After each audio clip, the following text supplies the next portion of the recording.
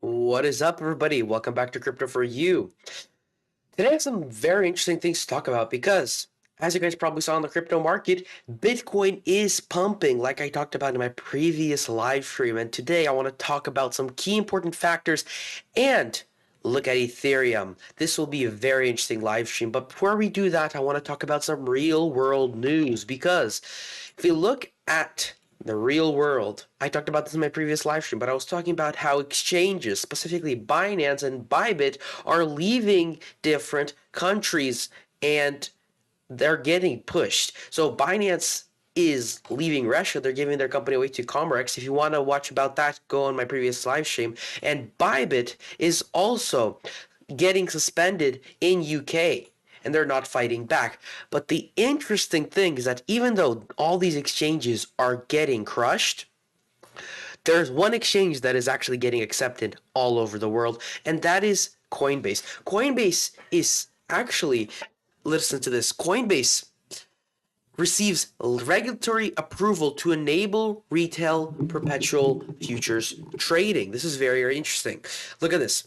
Coinbase Advanced, a powerful retail trading platform, will begin to offer perpetual futures trading in the coming weeks as we expand access to regulated derivatives to more global customers. So while these exchanges are getting crushed and getting pushed back, Coinbase is getting approval to expand globally.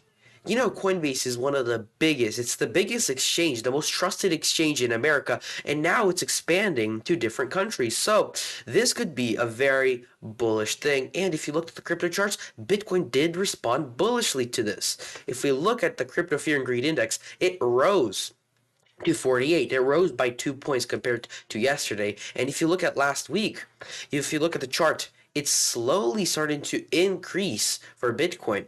The fear and greed is actually at neutral now. If we look at the Bitcoin chart itself, well, you guys can see that we have pumped up from this level, from where I made my last video, in one day, from 26,200 all the way up to $27,300. This is a 4% pump in one day. That's pretty big. There's some very crazy bullishness happening. There's some big volatility, and we stopped at this level. Now, what could this mean? Well, first of all, before I say this, I want to talk about the fact that I predicted this pump. I was talking about the fact that if we break above the 20-day moving average, and I was giving reasons why we would break above the 20-day moving average. I was saying if we break above the 20-day moving average, then we could potentially see a massive rise to the upside on the short term and the mid-term. And look at this. We have done that, and we have closed the daily candle. So we are officially above the 20-day moving average. Of course, I was talking about what could happen if we get rejected. I was talking about the fact that we could fall down to at least 22, maybe to $20,000. But instead of doing that, we broke to the upside and started to rise up. Look how big of a candle we did over here. And now, if we want to, we can come down for a retest of support. But this is such a big candle that this volatility probably is not necessary.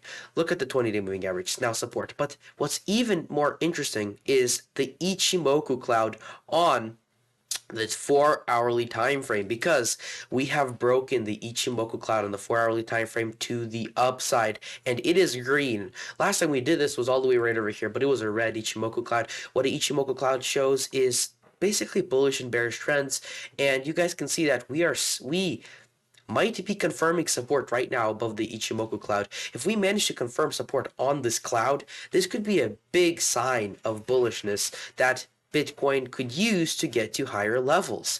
But the biggest thing that I want to talk about for Bitcoin right now is the fact that we are inside of the Ichimoku cloud on the weekly time frame. We are inside of it. This last week, and this week worked together to basically confirm support at the Ichimoku cloud, and we are now starting to rise up. And this is a very bullish thing for Bitcoin, because if we zoom out and we look at the previous basically year and a half, you can see that the Ichimoku cloud is acting like a huge resistance, and we do see a huge resistance box right over here.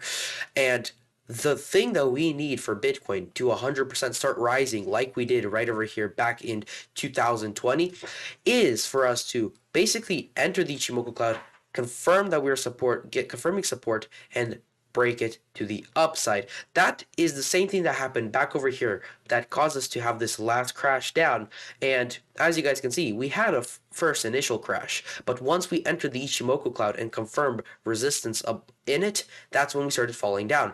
The opposites could happen right now. If we manage to confirm support inside of this Ichimoku cloud, that could be a very bullish thing. But we are not 100% in the clear yet. I've been talking about this for a while.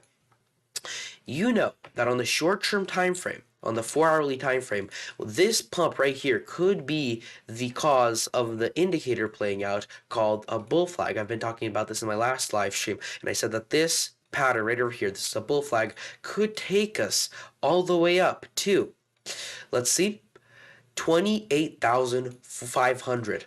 And that seems like a pretty big target. So what I'm saying is that right now, if you manage to break this resistance line right over here, this is a pretty big resistance line that we have been using and tapping for a while now, and it gets weaker and weaker. But right now, if you manage to break this resistance line, get enough momentum to break it, then we could potentially rise to 28,500, which would be, from where we are right now, a 6% pump. That is a pretty good rise for Bitcoin, but we are not in the clear yet because if you zoom out on the longer time frame, you can see a pattern starting to form for Bitcoin. You can see that for Bitcoin, it starts to look like we are in a 3 drives pattern. Now, I don't know if this is a 3 drives pattern, but the fact that we could rise up to 29,000 or 30,000 could be signaling a 3 drives pattern. Now, 3 drives pattern is technically bearish. If we manage to rise up all the way to 31,000, do not suddenly think that we are in the clear, that we will start rising up to new all-time highs. I've been talking about this. We have patterns, we have cycles.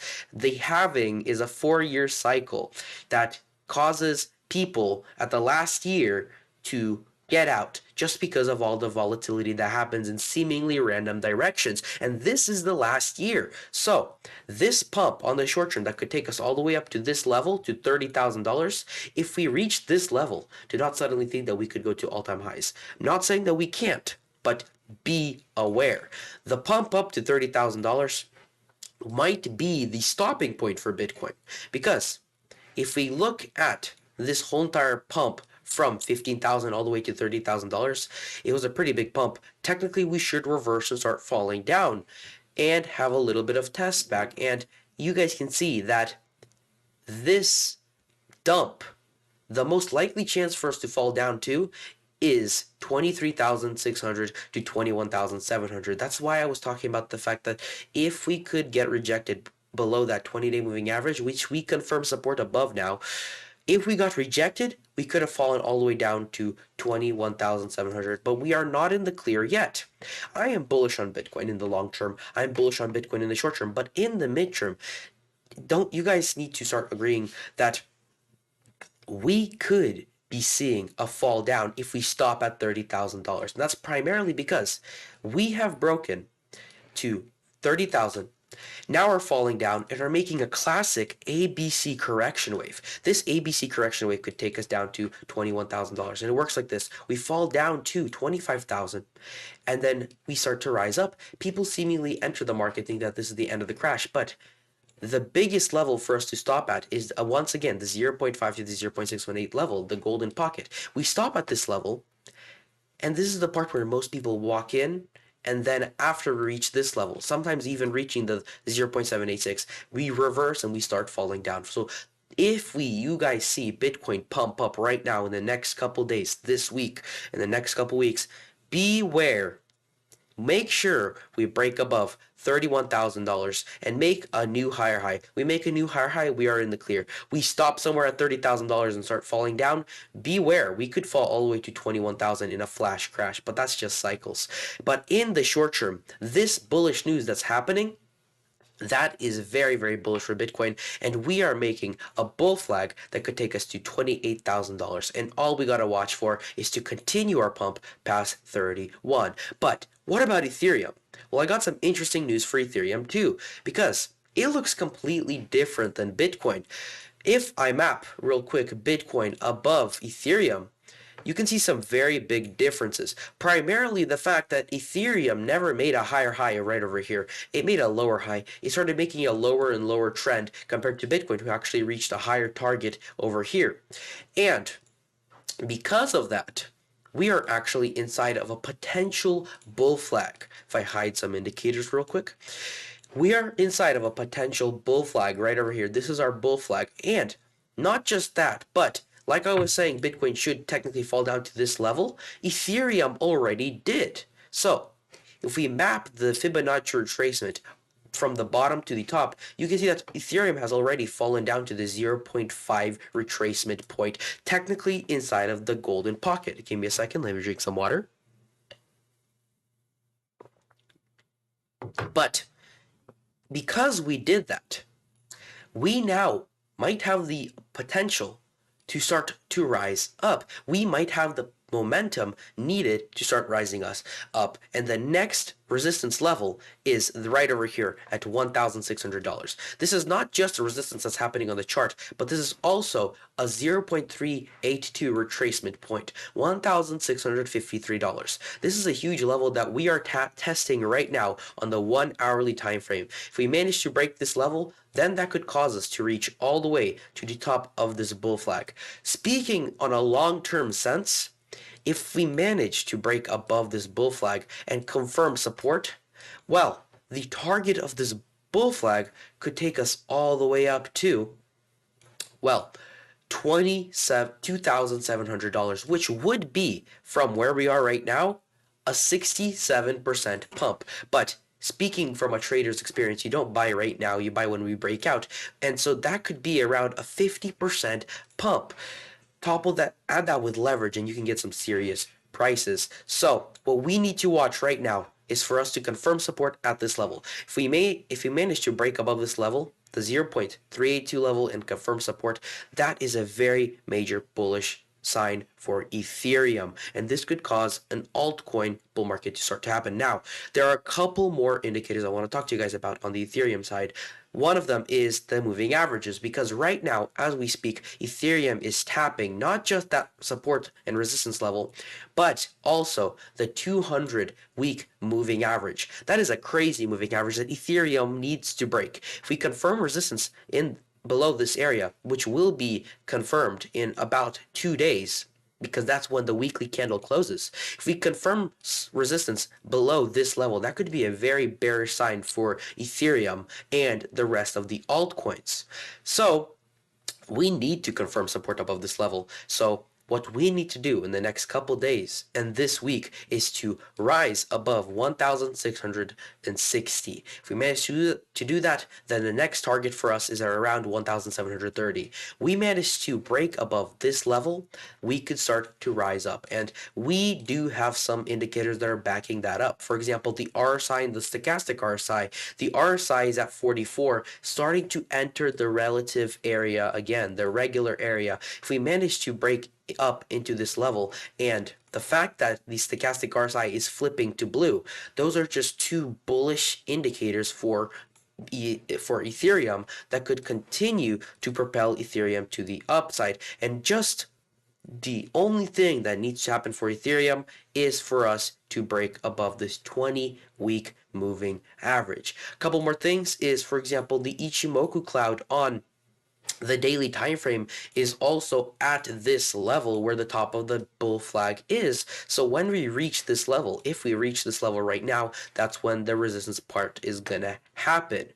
On the short-term time frame, we do seem like we are breaking out of a small falling broadening wedge. That is a bullish target. That's usually a trend reversal pattern, and because we are breaking out to the upside of this level, all we need to do is confirm support at this red line down over here, and if we manage to confirm support, we can get some serious bullish support and serious bullish momentum that could take us all the way to $1,700. So if Bitcoin gets rejected today and falls down to 1,622, don't be alarmed. We need to confirm support at this level. If we manage to confirm support, A turnaround is very likely that could cause us to break this level. We break this level, we break the 200-week moving average, could propel us all the way up to the Ichimoku cloud and test the top of the bull flag. But once again, we do not know if we're going to leave this bull flag. What could happen is we get rejected and we fall down once again, because Bitcoin and Ethereum have already in the past fallen to 0.5, risen up to around the 0.5 level of the Fibonacci retracement backwards like this, which is at around $1,800. And after that, turn around and start falling down. So if we see a fake out of the Bitcoin bull flag, what you need to make sure to watch for is a confirmation of support on that bull flag. This is what's happening for Ethereum. This is what's happening for Bitcoin. There's one more thing that I want to talk about for today, and that is something called the pi cycle top. This could be another bullish indicator for Ethereum and Bitcoin.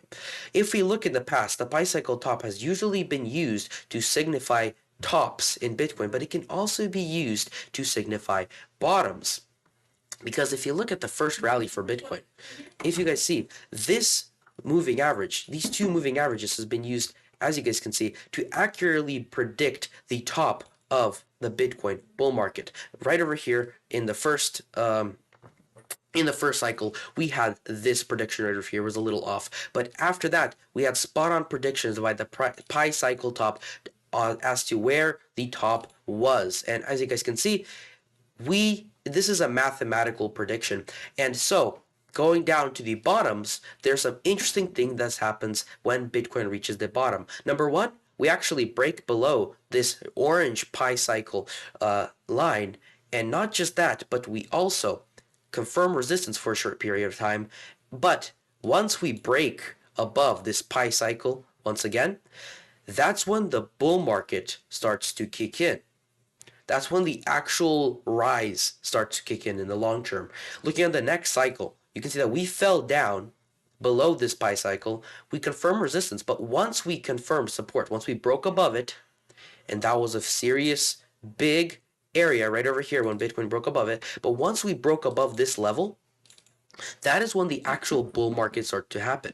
Same thing for this third cycle right over here. Bitcoin was once again in the bull market below this orange cycle. But once we broke above this level, that's when a big pump happened for Bitcoin. And last one is when the COVID dump happened. Technically, we were not supposed to have this dump. This was a black swan event. This was a real life event that could not be predicted and technically wasn't supposed to happen. So because we fell right over here does not mean that we had another bear market, but we had a recession. We had it because of a real life event. So this technically does not count. What does count is the previous one right over here. So what about Bitcoin right now? We are basically following what we have been doing the whole entire time. If I can zoom in correctly, you can see that Bitcoin has fallen below the pi cycle once again and might be confirming resistance right now. The pi cycle right now is at around $26,200. If we manage to break above this level, then you guys might be seeing the beginning of a bull market in the long term. This could be the beginning of the bull market trend. Of course, you guys, if you look at the Bitcoin chart, this does seem like a bull market already. We rose up to $30,000, might be having a fall down to 20,000, and after that we could start continuing to rise. But once we break above the pi cycle, it will start to seem more and more like a actual bull market. And so the pi cycle indicator right now is what I'm looking at, and if we manage to confirm support above this level, then that could be a very bullish indicator for Bitcoin, Ethereum, and crypto in general.